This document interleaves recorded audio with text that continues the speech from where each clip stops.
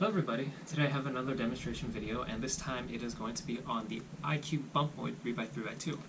This is made from a Shengshou Mirror Blocks with the shortest layer bandaged to the center to make it an I-Cube, and it has been extended with black 3D printed plastic extensions, and in this case this puzzle has been post-processed. And right off the bat I will say that this is certainly the smoothest puzzle that I offer, and that is just attributed to the nature of the puzzle this was built off of. The Shengshou Mirror Blocks is a very smooth puzzle, as well as the standing of the extensions. But before we get into that, quick size comparisons. Here's a standard seat 3x3. Moyu RS3, I want to say? Yeah.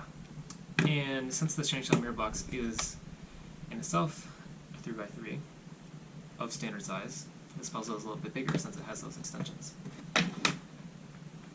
And it is also slightly smaller than the I-Bumpoid 5x5x4.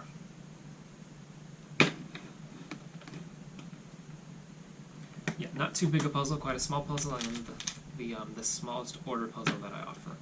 So in terms of turning, the too tall layer is certainly the smoothest. A little clacky, but it's incredibly smooth. And the rest of the layers are likewise also pretty buttery smooth, which is certainly attributed to the Shengshou Mirror Blocks this is made out of. As many of you know, that puzzle continues to be very smooth to this day. And what's special about this is that it bandages. So what I've done is I've glued the shortest layer to the center. So that means that when you make a 180-degree turn this direction, it totally bandages. You can't turn that. So part of the challenge of solving this puzzle is actually scrambling it to begin with, which requires certain algorithms. And I will also mention that because this is mirror blocks and pieces stick out during Scramble, that you will be able to see the internal pieces of the puzzle as it is scrambled. So keep that in mind if you order a non-black version, since I'll have to use a white base puzzle, which will show very clearly during the puzzle scramble. But anyways, so as far as algorithms go, there's a few OLLs and PLLs that you can do in order to scramble this top layer. So what you want to do is you want to hold the unbandaged layer to the top, and you can execute something like, say, a T-perm. So that one works. And you can also do what I believe is a Y-perm. Whoops, made a mistake. I don't remember if this is a Y-perm, but it switches these two corners and these two edges. And there's a few other permutations you can do, but honestly I don't even remember the names of my PLLs, so I'm not going to spitball what they are. Same with OLLs. The soon OLL can be done, as well as the anti-soon. But yeah, in order to show off better the turning quality as well as the scrambling process, I will execute just a few of those algorithms to scramble this puzzle fully. So let's start with a T-perm. Let's do a soon, F-perm, or Y-perm, I don't know what it's called. This OLL.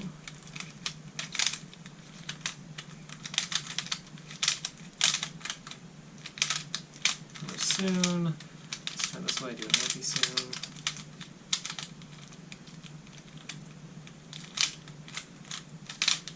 And I think that is a sufficient scramble for the top layer. So now this is scrambled, we can go ahead and fully scramble the puzzle. And this does get bandaged very quickly, and it just takes some fiddling around to figure out what can turn and what can't turn. And for me, honestly, what it is just turning a layer, and then trying to turn another layer. Oftentimes, you will run into situations where you can actually only turn one layer, and the only way to unlock other layers is by orienting that layer itself.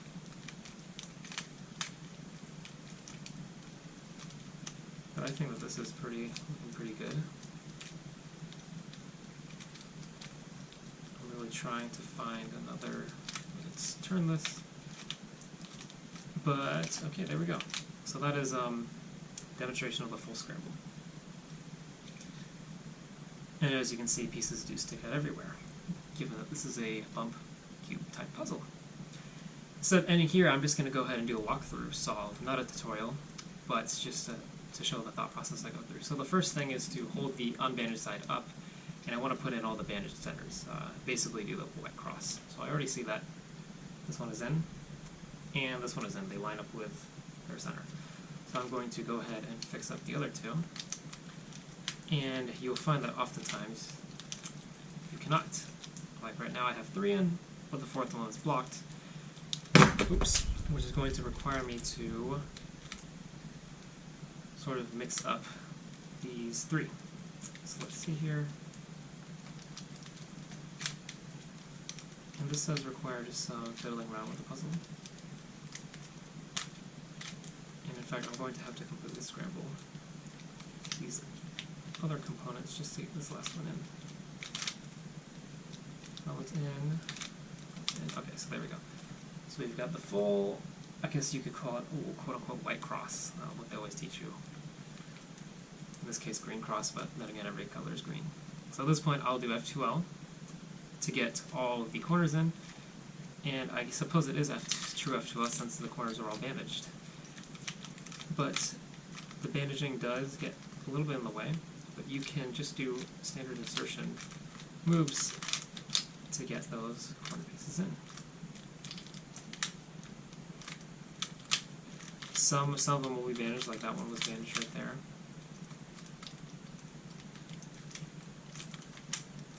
Let's see. Oh, no, that's blocked. Seems like I'm in a blocked loop. Unfortunate.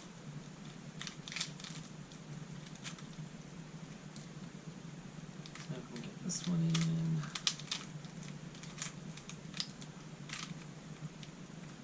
My apologies for not explaining particularly well what I'm doing, but this is effectively just F2L.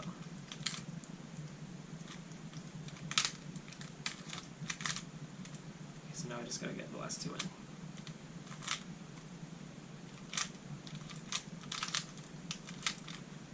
I can go that way, but I can go that way. So some insertion algorithms will work, others will not. Anyways, that is this entire bottom layer done.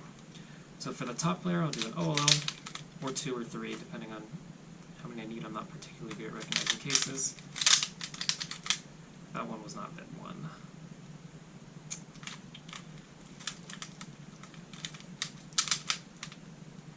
Also not that. Okay, so it's just these 2. So there's some OLLs to get the top layer ready for permutation.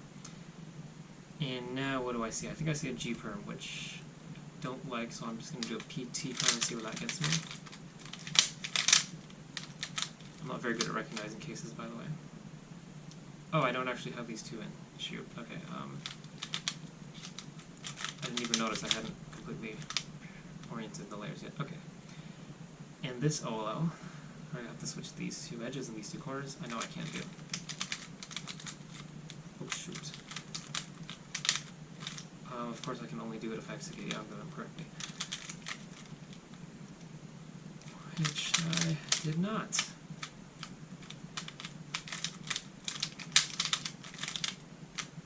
Did that do it? Nope. Now I have to fix. I think this is just assumed.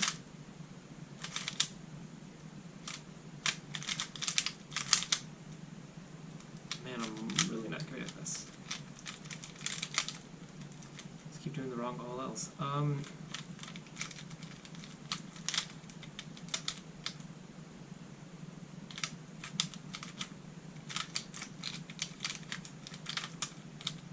Okay, finally, so there we go. So now I can swap these 2 as well as these 2.